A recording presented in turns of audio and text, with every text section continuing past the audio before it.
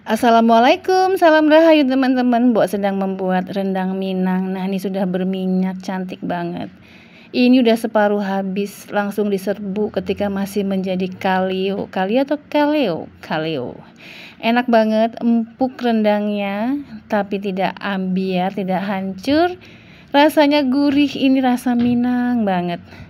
Ini adalah resep andalan Mbok ya kalau hari raya. Mari.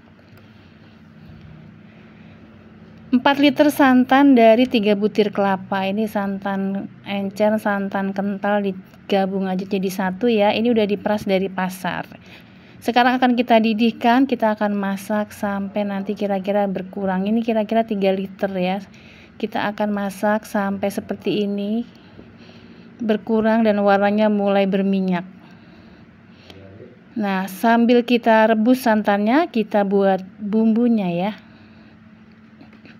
250 gram cabai merah keriting dan sedikit cabai hijau rawit ya biar sedap.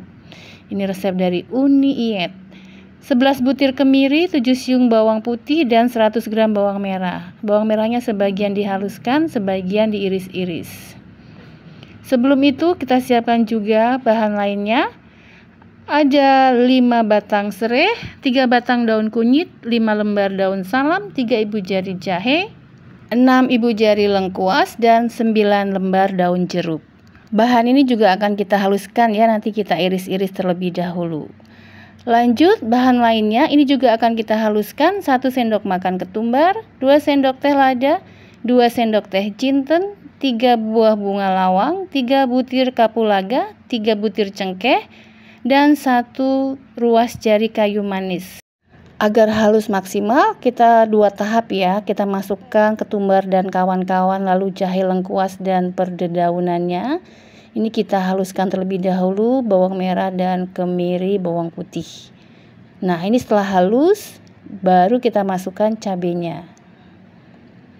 Cabenya pakai rawit hijau supaya aromanya tuh wangi nanti rendangnya ya.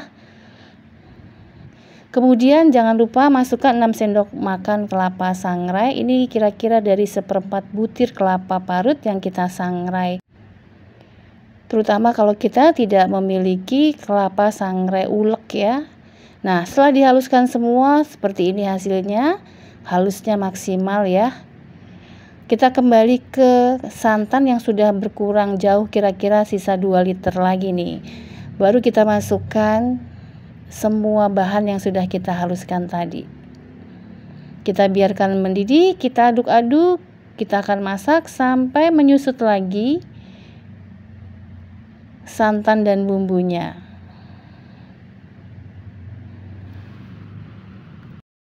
Ini semua memakan waktu cukup lama ya, dari merebus santan dan ini kita memasak lagi bumbu dan santannya.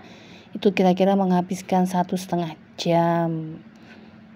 Ini videonya Mbok percepat ya. Nah, ini sudah mulai blebek-blebek dan mulai berminyak. Baru kita masukkan 1 kg daging sapi. Ini Mbok potong menjadi 20 potong. Tambahkan daun bawang irisnya itu dari 100 gram tadi ya. Ini akan membawa rasa sedikit asam, menggantikan asam kandis yang kita nggak pakai. Lalu campur 5 sendok teh garam dan biarkan mendidih ya. Kita masak terus sampai menyusut kembali santannya dan dagingnya empuk.